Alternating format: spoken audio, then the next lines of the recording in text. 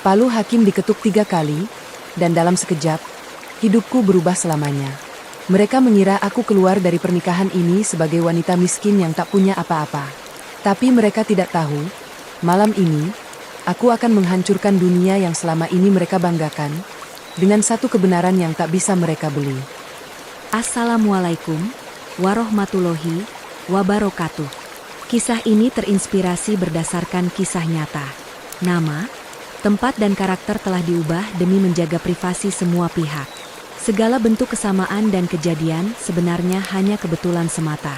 Tonton sampai selesai karena sangat menguras emosi. Jangan lupa juga tekan tombol like dan subscribe. Baiklah, begini ceritanya. Suara ketukan palu hakim bergema di seluruh penjuru ruang sidang yang dingin itu. 3 kali ketukan yang tegas dan mengikat menandakan bahwa ikatan pernikahan yang selama ini membelenggu hidupku telah resmi diputuskan secara hukum. Aku, Olive, kini bukan lagi istri dari seorang pria bernama Bahtiar. Hening sejenak menyelimuti ruangan, namun keheningan itu segera dipecahkan oleh helaan napas lega yang sengaja dibuat sangat keras dan berlebihan dari kursi pengunjung tepat di barisan paling depan. Helaan napas itu berasal dari Ibu Wening, wanita parubaya yang selama 5 tahun terakhir ini menyandang status sebagai ibu mertuaku. Wajahnya yang dipoles riasan tebal tampak berbinar terang, seolah-olah ia baru saja memenangkan lotre bernilai miliaran rupiah.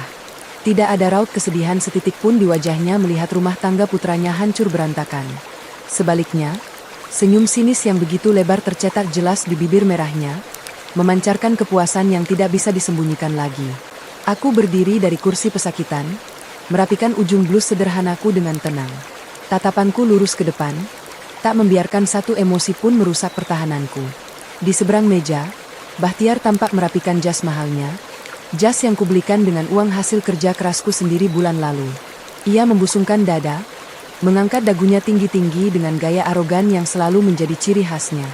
Pria itu menatapku sekilas dengan pandangan merendahkan, seolah aku adalah debu yang menempel di sepatunya. Lalu ia bergegas menghampiri ibunya yang sudah menunggu dengan tangan terbuka. Ibu Wening langsung menyambut Bahtiar dengan pelukan hangat, menepuk-nepuk punggung putranya sambil melirik ke arahku dengan tatapan mencemooh. Ia sengaja mengeraskan suaranya agar seluruh orang di ruang sidang, termasuk panitera dan pengacara, bisa mendengar setiap kata hinaan yang meluncur dari mulutnya. Syukurlah akhirnya kamu bebas juga dari perempuan miskin ini. Nah, ibu sudah bilang dari dulu, dia itu sama sekali tidak selevel dengan keluarga kita. Selama ini dia cuma jadi benalu yang menumpang hidup dari kesuksesanmu, Bahtiar. Suara Ibu Wening melengking, tajam, dan menyayat, memantul di dinding dingin ruang sidang. Ia melanjutkan dengan nada yang semakin meninggi. Sekarang kamu sudah lega. Masa depanmu masih panjang dan kamu pantas mendapatkan pendamping yang jauh lebih berkelas, bukan perempuan udik yang tidak tahu diuntung ini. Bahtiar tersenyum congkak, membalas pelukan ibunya sambil menatapku dengan sorot mata dingin. Ibu benar. Keputusanku untuk menceraikannya adalah hal paling tepat yang pernah aku lakukan. Aku sudah lelah terus-terusan harus menurunkan standarku demi menyesuaikan diri dengannya. Biarkan saja dia kembali ke kehidupan asalnya yang melarat. Mulai detik ini, aku tidak punya urusan apa-apa lagi dengan perempuan ini. Aku hanya mendengarkan ocehan mereka dalam diam. Tidak ada setetes air mata pun yang jatuh.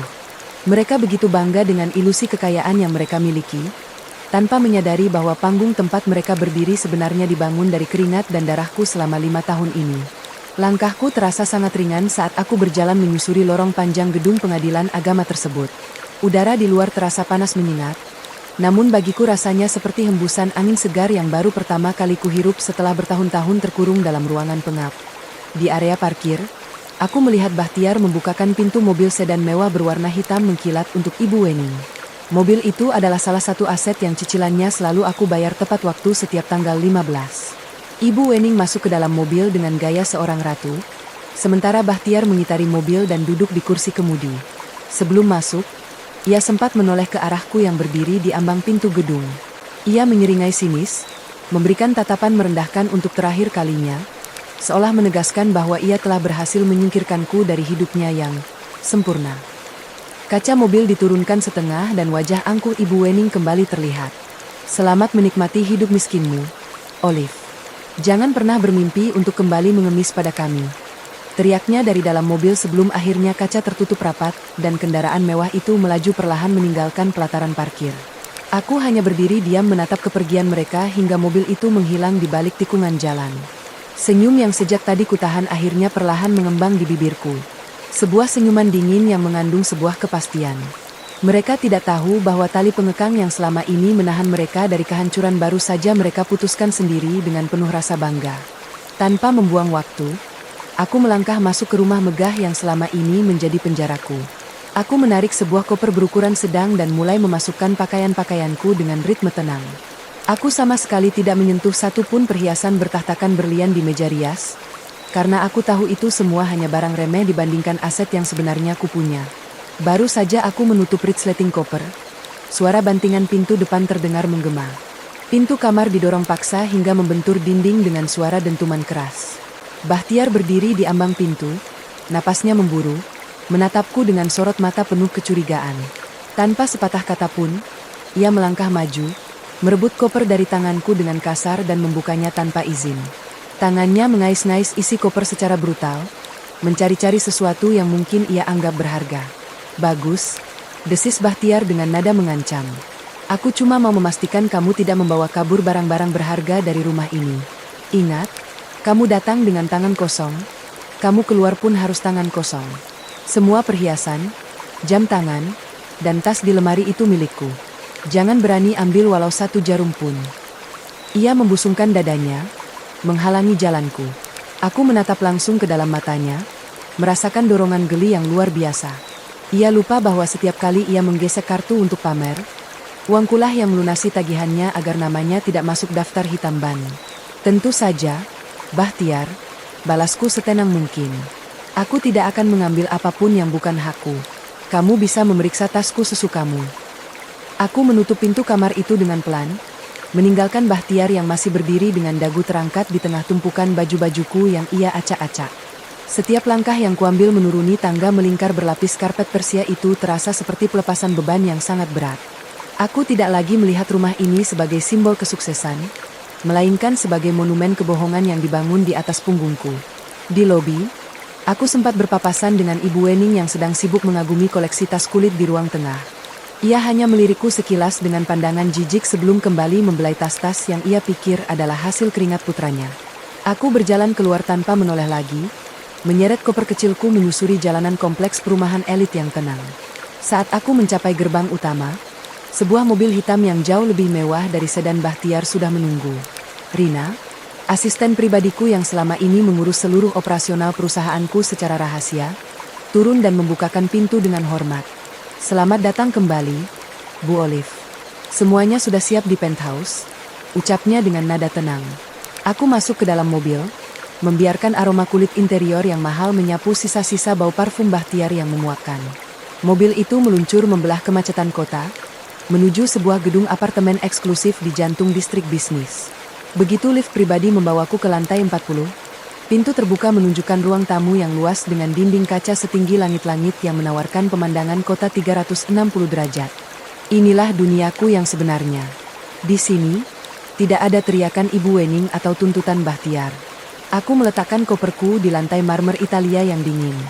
Rina menyodorkan sebuah tablet yang menampilkan laporan keuangan terbaru.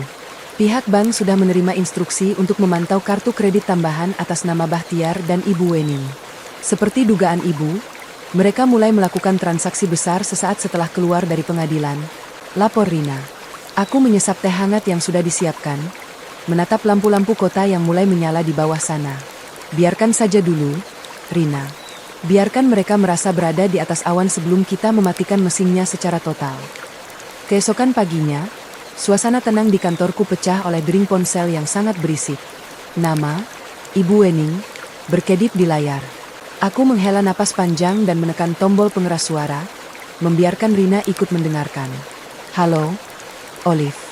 Kamu sudah terima undangannya, kan? Kurir sudah kukirim ke alamat lamamu, tapi sepertinya kamu sudah terusir dari sana. Ya. Suara Ibu Wening melengking tajam, penuh dengan nada ejekan yang tidak ditutup-tutupi. Aku hanya diam, membiarkannya terus mengoceh. Kami akan mengadakan pesta besar di Le Magnifique besok malam. Itu adalah pesta penyambutan untuk Saskia, calon istri Bahtiar yang sesungguhnya. Dia cantik, berkelas, dan ayahnya adalah pengusaha besar, bukan sepertimu yang tidak jelas asal-usulnya. Aku menelepon hanya ingin memastikan kamu tahu bahwa kami sedang merayakan kebahagiaan kami tanpa beban sepertimu. Aku tersenyum tipis mendengar nama restoran itu. Le Magnifique adalah salah satu properti yang dikelola oleh anak perusahaanku. Tentu, Ibu. Semoga pestanya meriah. Jawabku setenang mungkin. Meriah? Tentu saja. Bahtiar sudah memesan menu termahal dan mengundang semua kolega pentingnya. Kami ingin menunjukkan pada dunia siapa yang sebenarnya pantas berada di puncak. Jangan berani-berani menampakkan wajahmu di sana, atau keamanan akan menyeretmu keluar. Panggilan itu diputus dengan kasar. Aku menoleh ke arah Rina yang tampak geram. Ibu, mereka menggunakan kartu kredit perusahaan untuk membayar uang muka di Le Magnifique sebesar 50 juta rupiah tadi pagi. Lapor Rina sambil menunjukkan bukti transaksi. Aku menyandarkan punggung ke kursi kebesaranku, mengetukkan jari di atas meja jati. Restoran itu milik kita, Rina. Hubungi manajer restoran. Katakan padanya untuk memberikan layanan terbaik, yang paling mahal, dan jangan meminta pelunasan di muka. Biarkan tagihannya membengkak sampai ratusan juta. Aku ingin mereka merasa seperti raja semalam sebelum tagihan aslinya muncul di meja saat semua tamu undangan sedang melihat. Aku bisa membayangkan wajah angkuh Ibu Wening saat ia menyadari bahwa panggung yang ia banggakan sebenarnya adalah milik wanita yang baru saja ia hina lewat telepon. Sore harinya, aku dan Rina duduk di depan layar monitor besar yang terhubung dengan sistem keamanan di salah satu pusat perbelanjaan paling eksklusif di kota ini. Aku ingin melihat sejauh mana Bahtiar akan bertindak bodoh dengan akses finansial yang masih ia pikir miliknya. Di layar, terlihat Bahtiar sedang berjalan dengan gaya angkuh di sebuah butik perhiasan internasional. Di sampingnya, seorang wanita berpenampilan sangat mencolok dengan pakaian desainer yang serba ketat. Saskia tampak sedang mencoba sebuah kalung berlian yang sangat berkilau. Lihat itu, Bu. Bahtiar baru saja menggesek kartu untuk kalung seharga 120 juta rupiah. Rina menunjukkan notifikasi yang masuk ke ponsel sistem. Bahtiar tampak membusungkan dada, berbicara dengan nada keras kepada pelayan butik seolah ingin semua orang di sana tahu betapa kayanya dia. Ia memberikan kartu kredit platinum itu dengan gaya teatrikal, tanpa menyadari bahwa setiap sen yang ia keluarkan adalah hutang yang sebentar lagi akan mencekik lehernya sendiri. Aku memperhatikan gerak-gerik Saskia. Wanita itu tampak sangat mahir dalam merayu Bahtiar, membelai lengannya setiap kali ia ingin mencoba barang baru. Bagus sekali, gumamku. Semakin banyak mereka berbelanja, semakin besar bukti penyalahgunaan dana yang bisa kita gunakan nanti. Aku menginstruksikan tim IT untuk tidak memblokir transaksi tersebut secara manual, melainkan membiarkan limitnya hampir habis tepat sebelum acara pesta di Le Magnifique dimulai. Aku ingin mereka merasa sangat aman dan berkuasa. Aku juga memerintahkan Rina untuk mengirimkan sebuah buket mawar hitam ke rumah mewah itu besok pagi. Tanpa nama pengirim, Rina. Cukup tuliskan, selamat merayakan awal dari akhir yang indah.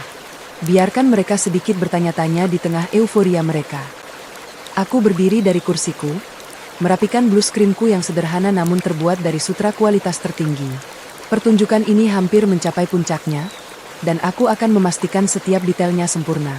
Mereka pikir mereka telah membuang sampah, tanpa menyadari bahwa mereka baru saja membuang satu-satunya orang yang menjaga mereka tetap bernapas di dunia yang kejam ini. Matahari pagi menyinari pilar-pilar putih rumah megah yang kini dihuni oleh Bahtiar dan ibunya. Di teras depan, Ibu Wening sedang sibuk menginstruksikan beberapa kurir yang mengantarkan kotak-kotak sepatu desainer terbaru. Tiba-tiba, seorang pengantar bunga dengan seragam hitam rapi mendekat membawa sebuah buket mawar hitam yang sangat besar dan elegan. Kontras warna bunga itu dengan dekorasi rumah yang serba emas tampak begitu mencolok. Ibu Wening menghentikan celotehnya, menatap buket itu dengan kening berkerut. Untuk siapa ini? Tanyanya dengan nada ketus yang biasanya ia tujukan pada pelayan. Si pengantar hanya tersenyum sopan dan menyerahkan kartu ucapan tanpa nama pengirim. Bahtiar keluar dari pintu utama dengan kemeja sutra yang belum dikancingkan sepenuhnya. Tampak segar setelah merasa bebas dari Olive. Ia mengambil kartu itu dari tangan ibunya dan membacanya dengan suara keras. Selamat merayakan awal dari akhir yang indah. Wajah Ibu Wening seketika berubah. Senyum kemenangannya sedikit memudar, digantikan oleh kilat amarah yang tertahan. Pasti ini ulah perempuan udik itu.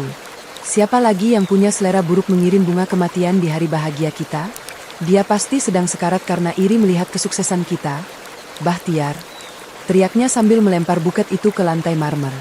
Bahtiar, meski sempat tertegun sejenak oleh kalimat misterius itu, segera membusungkan dada dan tertawa meremehkan. Biarkan saja, Bu. Olive hanya sedang melakukan upaya terakhir yang menyedihkan untuk menarik perhatianku. Dia pikir mawar hitam ini bisa menakutiku? Dia tidak sadar bahwa malam ini, di Le Magnifique, seluruh kota akan tahu bahwa aku telah menggantikannya dengan permata yang jauh lebih berkilau.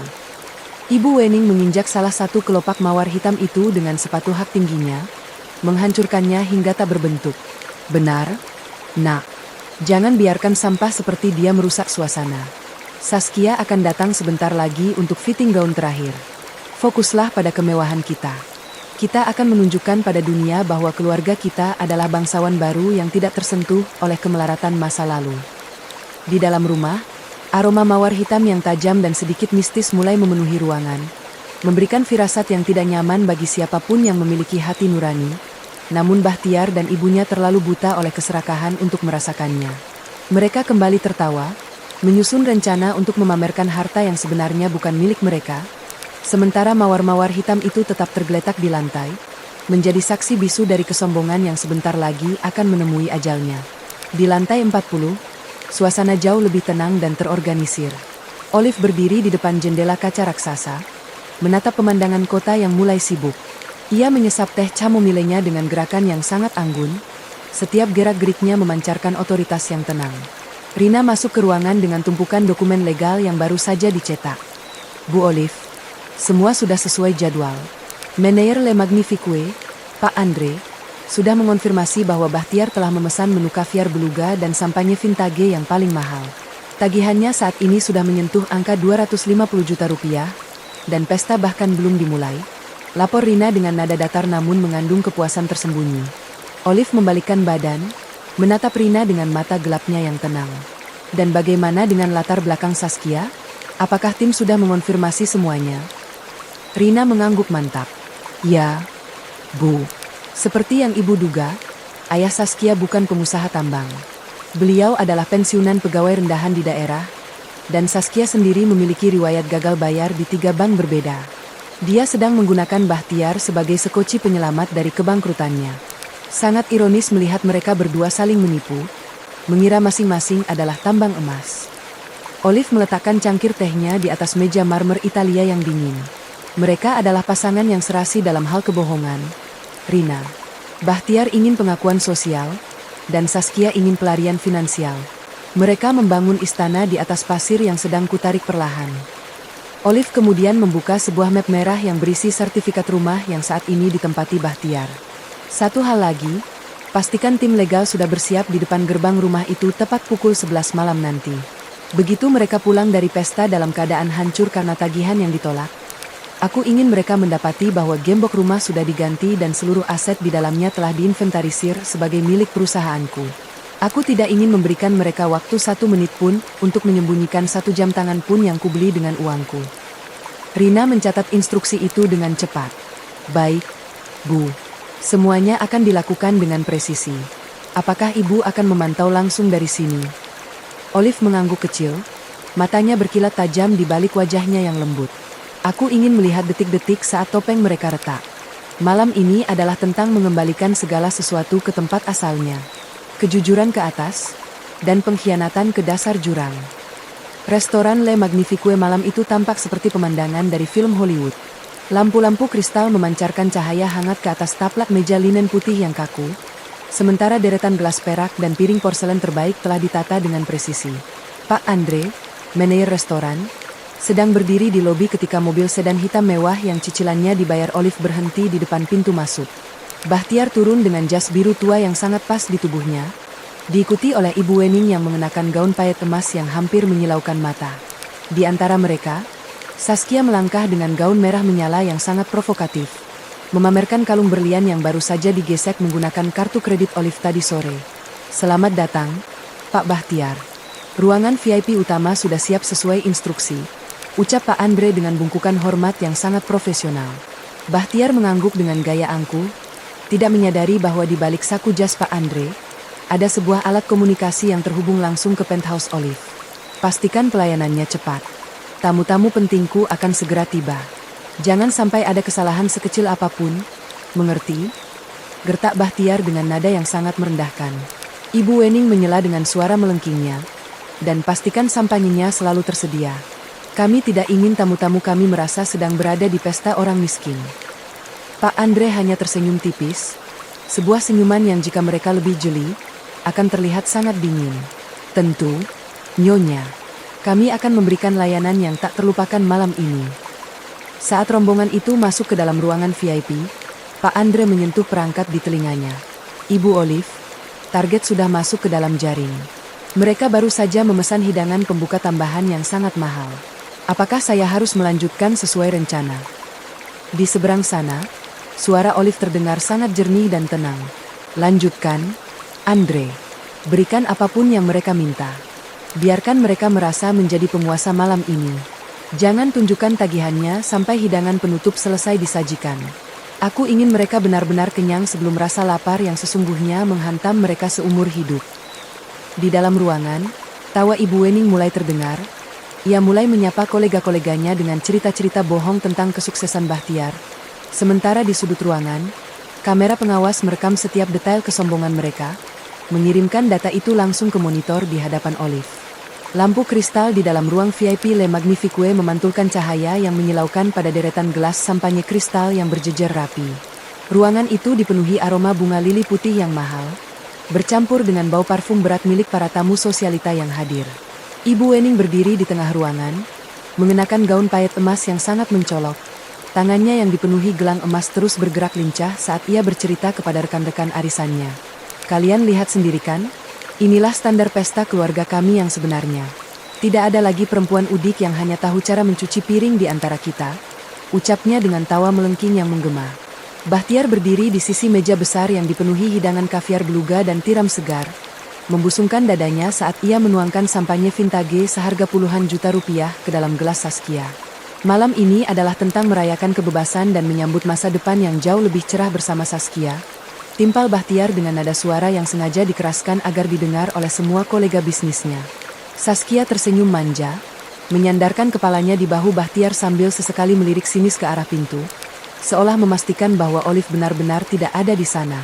Para tamu undangan, yang merasa terkesan dengan kemewahan yang disajikan, memberikan tepuk tangan meriah dan pujian yang selangit, tanpa menyadari bahwa setiap suap makanan yang mereka telan sebenarnya berasal dari aliran dana yang baru saja diputus oleh pemilik asli restoran ini. Di sudut ruangan, Pak Andre sang manajer hanya berdiri diam, sesekali melirik jam tangannya dan menatap layar tabletnya yang terus menunjukkan pembaruan status dari Olive. Ia tahu bahwa dalam hitungan menit, pesta pora ini akan berubah menjadi panggung penghinaan yang tak terlupakan bagi keluarga yang merasa di atas angin tersebut. Ketegangan yang tak terlihat mulai merayap di balik tawa dan musik klasik yang diputar lembut. Di tengah riuhnya musik klasik dan denting gelas perak, tiba-tiba terdengar suara notifikasi ponsel yang hampir serentak dari saku dan tas para tamu undangan. Satu persatu, wajah-wajah yang tadinya penuh tawa mulai berubah menjadi bingung, lalu perlahan menunjukkan gurat kecemasan dan ketidakpercayaan. Mereka semua baru saja menerima sebuah email anonim yang berisi lampiran profil perusahaan, Oliviana Investment Group. Sebuah raksasa finansial yang secara mengejutkan memegang sertifikat kepemilikan atas rumah yang ditinggali Bahtiar, seluruh armada mobil mewahnya, hingga gedung restoran Le Magnifique ini sendiri. Ibu Wening yang sedang asyik memamerkan cincin barunya tiba-tiba terhenti ketika salah satu temannya, Jeng Sari, menunjukkan layar ponselnya dengan tatapan penuh tanya. Jeng, apa benar ini? Katanya Bahtiar direktur utamanya. Tapi di sini nama Olive yang terdaftar sebagai pemilik tunggal dan pemegang saham mayoritas. Bisik Jeng Sari dengan nada yang mulai menjauh. Bahtiar yang sedang tertawa lebar bersama kolega bisnisnya juga merasa suasana tiba-tiba mendingin. Ia melihat rekan-rekannya mulai saling berbisik dan menatapnya dengan pandangan meragukan. Ada apa ini? Kenapa kalian semua melihatku seperti itu? Gertak Bahtiar, mencoba menutupi rasa gugupnya dengan arogansi yang tersisa. Saskia yang merasakan perubahan atmosfer mulai melepaskan pegangan tangannya dari lengan Bahtiar. Matanya sibuk memindai email yang juga masuk ke ponselnya. Laporan itu bahkan mencantumkan bahwa kartu kredit yang digunakan Bahtiar malam ini adalah kartu tambahan yang statusnya sudah limit atau suspended. Keheningan yang tidak nyaman mulai menyelimuti ruangan VIP itu, menggantikan tawa yang tadi memekakkan telinga. Para tamu mulai beranjak dari kursi mereka, memberikan alasan-alasan canggung untuk pulang lebih awal, sementara Ibu Wening berusaha mati-matian menahan mereka dengan janji-janji kemewahan lain yang kini terdengar seperti omong kosong belaka. Bahtiar berdiri mematung di tengah ruangan, merasakan keringat dingin mulai membasahi punggung jas mahalnya. Pak Andre, sang manajer restoran, melangkah maju dengan langkah yang sangat tenang dan profesional, membawa sebuah map kulit hitam yang berisi lembar tagihan panjang. Di dalam map itu, tertera angka total yang fantastis, ratusan juta rupiah untuk seluruh kaviar, sampanye vintage, dan layanan eksklusif semalam. Ia meletakkan map itu di atas meja tepat di hadapan Bahtiar yang masih berusaha mengontrol napasnya. Pak Bahtiar, ini adalah tagihan untuk seluruh acara malam ini. Sesuai instruksi di awal, pembayaran harus diselesaikan saat hidangan penutup disajikan, ucap Pak Andre dengan nada datar namun sangat tegas. Bahtiar, dengan tangan yang sedikit gemetar, mengeluarkan kartu kredit platinumnya yang paling ia banggakan dan memberikannya kepada Pak Andre tanpa melihat angkanya. Proses saja. Tidak perlu banyak bicara, desis Bahtiar, mencoba menjaga sisa harga dirinya di depan beberapa tamu yang masih bertahan untuk menonton drama tersebut. Ibu Wening berdiri di samping putranya, melipat tangan dengan angkuh. Cepatlah, kami masih punya acara lain setelah ini. Namun, hanya butuh waktu beberapa detik setelah kartu itu digesek di mesin edisi, sebuah suara, beep, pendek yang tajam bergema di ruangan yang sunyi itu. Pak Andre menatap layar mesin, lalu menatap Bahtiar dengan pandangan dingin. Mohon maaf, Bapak. Kartu ini ditolak oleh sistem. Keterangannya adalah limit tidak mencukupi dan akses diblokir oleh pemegang rekening utama. Wajah Bahtiar seketika berubah menjadi pucat pasi. Ia segera mengeluarkan kartu keduanya, lalu yang ketiga, semuanya adalah kartu fasilitas dari Olive, dan hasilnya tetap sama. Transaction declined. Ibu Wening mulai berteriak histeris, menuduh mesin restoran itu rusak. Sementara Saskia yang menyadari bahwa tambang emasnya ternyata kosong, mulai mundur perlahan menuju pintu keluar. Ini tidak mungkin. Aku punya uang miliaran di ban, teriak Bahtiar sambil memukul meja porselen. Pak Andre hanya memberikan isyarat kepada dua petugas keamanan besar yang mulai berdiri di ambang pintu VIP, memastikan bahwa tidak ada satupun dari mereka yang bisa meninggalkan tempat itu sebelum tagihan ratusan juta itu dilunasi sepenuhnya. Pintu VIP terbuka lebar, dan aku melangkah masuk dengan ketenangan yang mematikan. Ibu Wening ternganga, sementara Bahtiar hampir menjatuhkan gelasnya saat melihatku berdiri di sana dengan aura kekuasaan yang tak pernah mereka bayangkan. Olive, kenapa kamu ada di sini? Bayar tagihan ini sekarang. Ini semua salahmu, teriak Ibu Wening histeris. Aku hanya menatapnya dengan sorot mata dingin. Saya di sini bukan untuk membayar hutang kalian, Ibu. Saya di sini sebagai pemilik gedung ini untuk memastikan tamu yang tidak mampu membayar segera diproses secara hukum. Jawabku tegas. Saskia sudah menghilang di balik pintu darurat, meninggalkan mereka sendirian menghadapi petugas keamanan. Bahtiar bersimpuh, memohon di depanku, namun aku hanya berbalik arah. Kalian bilang aku benalu? Sekarang lihat siapa yang tidak bisa hidup tanpa siapa. Pukul 11 malam, Bahtiar dan ibunya tiba di depan rumah dengan taksi pinjaman. Wajah mereka hancur setelah dipermalukan di depan umum. Namun, mereka mendapati gembok rumah sudah diganti. Rina dan tim legal berdiri di sana dengan dokumen resmi. Berdasarkan sertifikat atas nama Oliviana Investment Group, rumah ini telah dikosongkan. Barang-barang pribadi kalian sudah kami kemas dalam 2 koper kecil ini, ucap Rina dingin. Ibu Wening berteriak gila, mencoba memanjat gerbang, sementara Bahtiar hanya menunduk layu di trotoar. Segala perhiasan dan tas yang mereka klaim telah disita karena merupakan aset perusahaan. Mereka benar-benar keluar dengan tangan kosong, persis seperti yang Bahtiar katakan padaku saat aku pergi.